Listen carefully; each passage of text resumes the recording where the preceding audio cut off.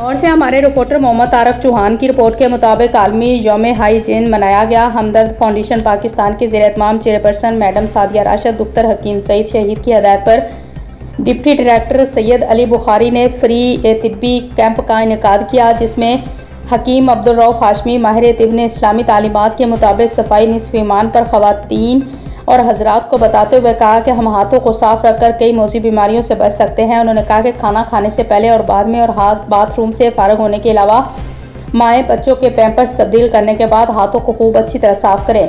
हकीम अब्दुल रऊफ हाशमी ने शुरा को हाथ धोकर तरीका बताया। उनका कहना था कि हमारे दीन में सफाई का खास ख्याल रखने की हदायत मौजूद हैं।